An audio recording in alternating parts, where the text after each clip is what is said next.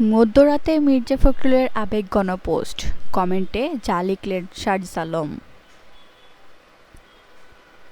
ফাঁসির মঞ্চ থেকে বাঁচতে পারবেন শেখ হাসিনা, যা বললেন রুমিন ফারহানা।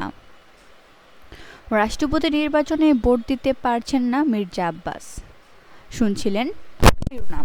বিস্তারিত জানতে আমাদের সাথেই থাকুন। আসসালামু আলাইকুম, সবাইকে স্বাগত জানাচ্ছি AR নিউজ BT চ্যানেলে। মধ্যরাতে সামাজিক যোগাযোগ মাধ্যমে আবেগঘন এক পোস্ট দিয়েছেন বিএনপির সদ্য বিদায়ী মহাসচিব ও রাষ্ট্রপতি পদপ্রার্থী মির্জা ফখরুল ইসলাম আলমগীর। বুধবার 19 আগস্ট মধ্যরাতে নিজের ভেরিফাইড ফেসবুক পেজে দেওয়া এক পোস্টে বিশেষ কিছু কথা তুলে ধরেন তিনি। পোস্টে মির্জা ফখরুল লিখেছেন, আজ আপনাদের থেকে সর্বশেষ বিদায় নেওয়ার সময় এসেছে। আজকে শেষবারের মতো বাংলাদেশ জাতীয়তাবাদী দল জিন্দাবাদ বলে বিদায় নিচ্ছি।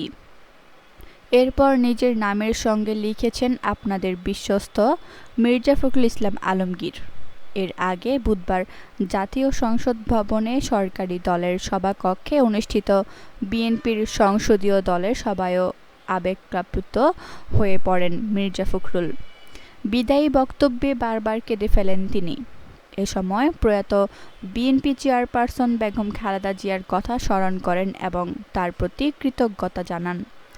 নেতাকর্মীদের কাছে দোয়া চান এবং রাষ্ট্রপতি নির্বাচনে তাকে ভোট দেওয়ার আহ্বান জানান।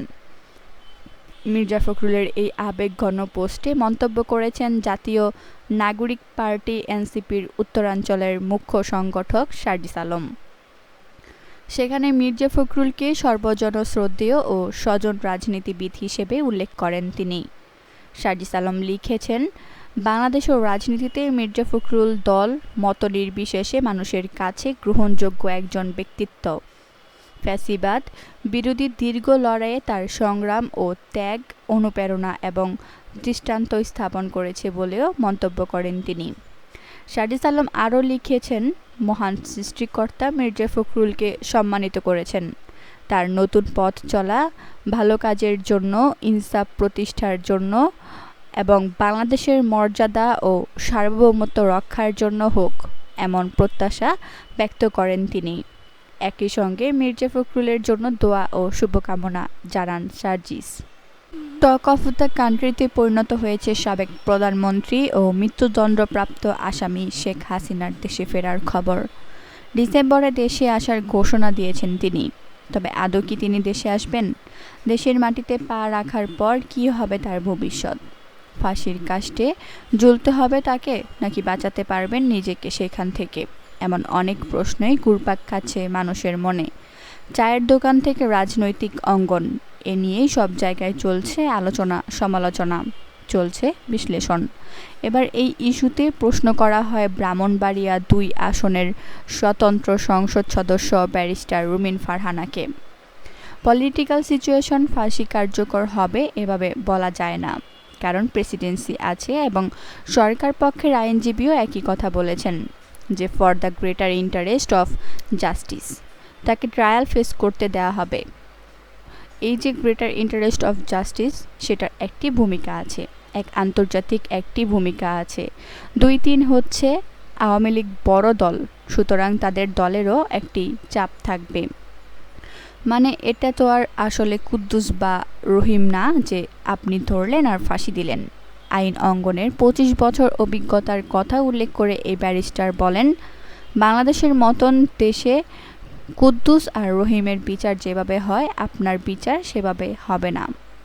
ব্রাহ্মণবাড়িয়া 2 আসনের সংসদ সদস্য আরও বলেন, এখানে আপনি যদি তাকে XYZ হিসেবে ধরে নিয়ে কথা বলেন তাহলে সেটা একরকম, কিন্তু বিষয়টি তো এরকম না। আর ট্রাইব্যুনালের নিজেরই প্রেসিডেন্সি আছে। এছাড়া ফাঁসির দণ্ডাদেশ প্রাপ্ত জামাতের এক নেতা 5 আগস্টের পরে আবার আপিলের সুযোগ পেয়েছিলেন। এরপর খালাস পেয়ে এখন পার্লামেন্টে আছেন। এই প্রেসিডেন্স কিন্তু এরই মধ্যে তৈরি হয়ে গেছে। একটা প্রেসিডেন্স কিংবা নজির যখন তৈরি হয়ে যায়, স্বয়ংক্রিয়ভাবে পরের মামলাগুলো সেই কোর্স অফ অ্যাকশনই ফলো করে বলে উল্লেখ করেন তিনি। দেশের 23তম রাষ্ট্রপতি নির্বাচন অনুষ্ঠিত হচ্ছে আজ। বৃহস্পতিবার 20 আগস্ট জাতীয় সংসদ ভবনের সংসদ কক্ষে দুপুর 2টা থেকে বিকেল 5টা পর্যন্ত ভোট গ্রহণ হবে। নির্বাচনে ভোট দেওয়ার কথা রয়েছে 349 জন সংসদ সদস্যের। তবে অসুস্থতাজনিত কারণে রাষ্ট্রপতি নির্বাচনে ভোট দিতে পারছেন না বিএনপির স্থায়ী কমিটির সংসদ সদস্য মির্জা আব্বাস। বর্তমানে চিকিৎসার জন্য দেশের বাইরে অবস্থান করায় তিনি নির্বাচনে অংশ নিতে পারবেন না। ভোট দিতে না পারার বিষয়টি জানিয়ে জাতীয় সংসদের স্পিকারকে চিঠি দিয়েছেন মির্জা আব্বাস। বিষয়টি নিশ্চিত করেছেন জাতীয় সংসদের চিফ হুইপ নুরুল ইসলাম মনি। জাতীয় সংসদের মোট 350টি আসনের মধ্যে চট্টগ্রাম 4 আসন বর্তমানে শূন্য রয়েছে। ফলে রাষ্ট্রপতি নির্বাচনে ভোটার হিসেবে রয়েছেন 349 জন সংসদ সদস্য। তবে মির্জা আব্বাস দেশের বাইরে থাকায় আজকের নির্বাচনে কার্যত ভোট দেওয়ার সুযোগ থাকছে 348 জন সংসদ সদস্যের।